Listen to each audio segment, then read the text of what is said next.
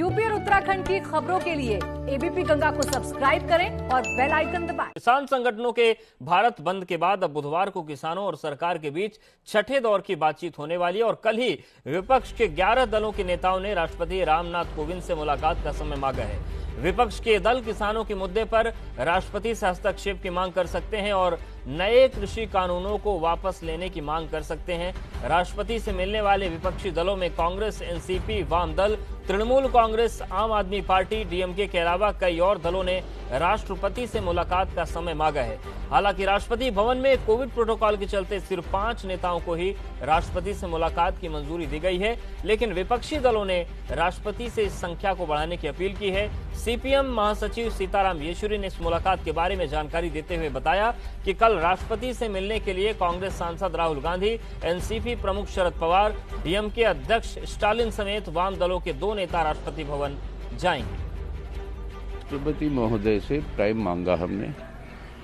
पूरा देश जानता है तकरीबन 20 से ज्यादा राजनीतिक पार्टियों ने इस किसान संघर्ष का समर्थन ऐलान किया और इस काले कानूनों को वापस लेने की मांग पर उन्होंने भी समर्थन दी आज के भारत बंद को। लेकिन राष्ट्रपति भवन का कहना है ये कोविड के प्रोटोकॉल के चलते हुए, पहले भी ये हुआ था, वो 5 से ज्यादा नेताओं को वो इजाजत देते नहीं।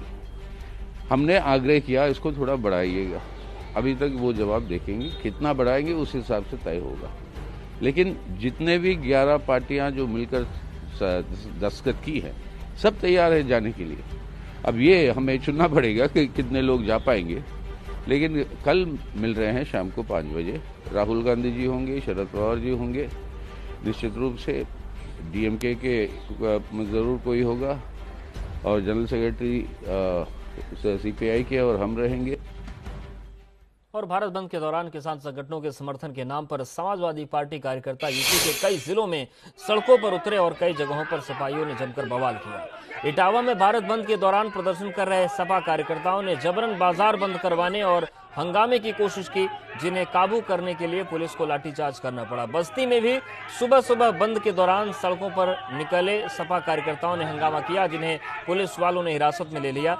वहीं बरेली में भी सड़क पर हंगामा कर रहे सपा कार्यकर्ताओं को पुलिस ने हिरासत में लेकर पुलिस लाइन भेज दिया।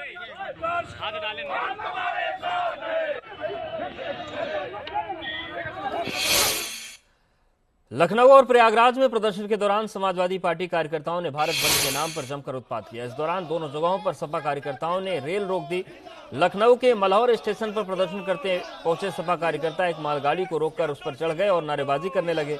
वहीं प्रयागराज में सपा कार्यकर्ताओं ने ग्वालियर से मड़ुआडीह जाने वाली बुंदेलखंड एक्सप्रेस को रोक दिया और रेल इंजन पर चढ़कर सरकार के खिलाफ नारेबाजी करने लगे। 2 तस्वीरें आपके सामने हैं। पहली तस्वीर प्रयागराज की और दूसरी तस्वीर लखनऊ की। प्रयागराज में सवारी गाड़ी रोकी गई तो वहीं लखनऊ में एक मालगाड़ी को प्रदर्शनकारियों ने रोक दिया।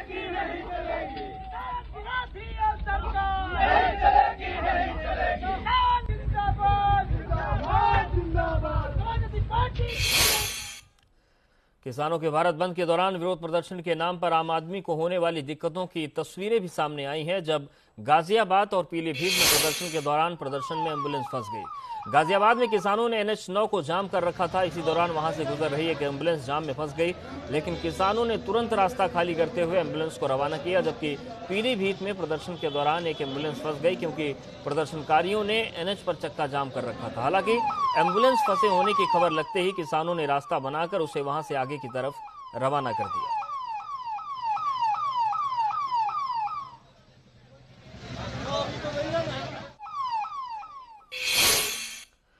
एक तरफ जहां किसानों का देश भर में बंद रहा, वहीं कुछ जगह प्रदर्शन की ऐसी तस्वीरें सामने आई जो अपने आप में अनोखी थी। 3 तस्वीरें हम आपको दिखाते हैं, ग्रेटर नोएडा, बागपत और मुरादाबाद। ग्रेटर नोएडा में जहां प्रदर्शन के दौरान किसान बीच सड़क पर रागनी गाने लगे तो वहीं बागपत में किसान बीच सड़क पर डांस करने लगे। वहीं मुरादाबाद में एक चित्रकार बीच सड़क पर दीवार पर पेंटिंग बनाता नजर आया। तो अपने अपने तरीके से लोगों ने विरोध किया। बीच सड़क पर गाने बजने लगे, बागपत में डांस शुरू हो गया और मुरादाबाद में पेंटिंग देशभक्ति रंगों में उकेरी जाने लगी।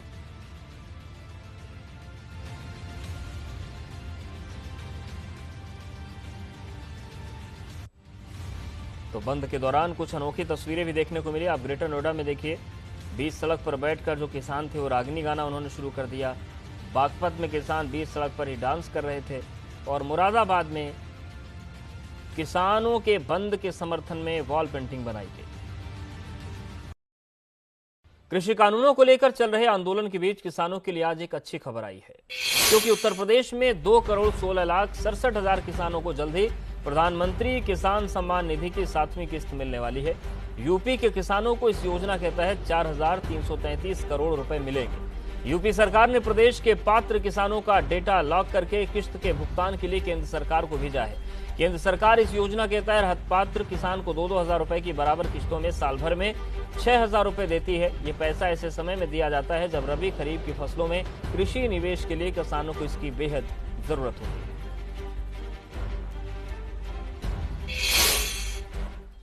मुख्यमंत्री योगी आदित्यनाथ कल बस्ती के मुंडेरा चीनी मिल में दौरा करने वाले हैं। कल दोपहर 1:30 बजे सीएम का हेलीकॉप्टर मुंडेरवा चीनी मिल परिसर में लैंड करेगा। सीएम योगी यहां पर नई सल्फरलेस चीनी यूनिट का उद्घाटन करेंगे। इसके अलावा अन्य विकास कार्यों का लोकार्पण भी मुख्यमंत्री करेंगे। तो कई सालों से मुंडेरा चीनी मिल बंद है और एक बार फिर से इसके दिन सुधरने वाले हैं। कई विकास कार्यों का लोकार्पण होगा, नई सल्फरलेस चीनी यूनिट का उद्घाटन भी होगा।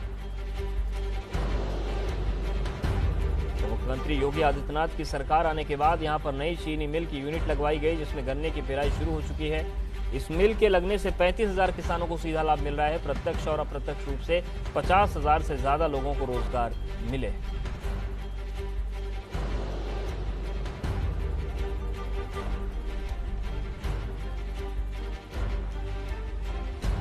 तो नई सल्फरलेस चीनी यूनिट का कल सीएम उद्घाटन करने जा रहे हैं। गाजियाबाद में बदमाशों के हौसले बुलंद हैं। लूट, चोरी और स्नैचिंग जैसी वारदात पर कोई लगाम नहीं है। साहिबाबाद थाना क्षेत्र के शालीमार गार्डन में लुटेरों का आतंक सीसीटीवी में कैद हुआ है। शिव चौक के पास बाइक सवार बदमाश राह चलते युवक से मोबाइल फोन लूटकर फरार हो गए। घटना सीसीटीवी में कैद हो गई। वाकया आज दोपहर करीब 2:30 बजे का है। पीड़ित युवक बाइक सवार बदमाशों के पीछे भी भागता रहा, लेकिन बदमाश आसानी से काफी आगे निकल चुके थे। पीड़ित शख्स ने पुलिस से शिकायत की, जिसके बाद पुलिस बदमाशों की तलाश में जुट गई है।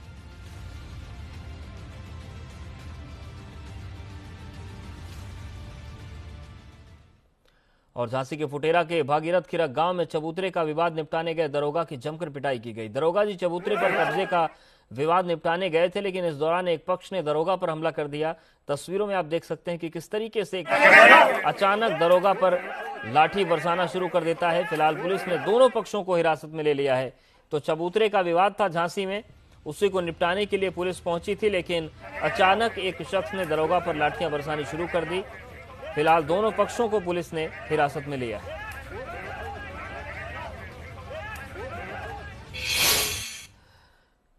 प्रतापगढ़ में एक दबंग सिपाही ने घर जा रही एक महिला से सरेआम अभद्रता की। सिपाही बीच चौराहे पर कार पार्किंग को लेकर महिला से भिड़ गया और इस दौरान ड्यूटी पर तैनात और सिपाहियों से उसकी हाथापाई हो गई। दबंग सिपाही उन्नाव में तैनात बताया जा रहा है। आप यही अधिकारी बुला लीजिए, मैं बैठूंगा नहीं। बैठो भैया, भाई हट जाओ भैया, बैठो। तो दबंग सिपाही घर जा रही एक महिला से अभद्रता की। सिपाही बीच चौराहे पर कार पार्किंग को लेकर महिला से भिड़ गया था। इस दौरान ड्यूटी पर तैनात सिपाहियों से भी हाथापाई हुई। दबंग सिपाही उन्नाव में तैनात बताया जा रहा है। बैठो भैया, भाई हट जाओ भैया, बैठो। रामपुर में युवती से हैवानियत हुई है। छेड़खानी का विरोध करना भारी पड़ गया। 2 युवकों पर छत से नीचे फेंकने का आरोप है। युवती की हालत गंभीर बताई जा रही है। अस्पताल में उसे भर्ती करवा दिया गया है। सिविल लाइन थाना क्षेत्र की ये पूरी घटना बताई जा रही है। तो रामपुर में एक हैवानियत की घटना सामने आई। छेड़खानी का विरोध करना युवती के लिए भारी पड़ गया। 2 युवकों पर उसे छत से नीचे फेंकने का आरोप है। युवती की हालत गंभीर है, जिसे अस्पताल में भर्ती कराया गया है। सिविल लाइन थाना इलाके की ये पूरी घटना है।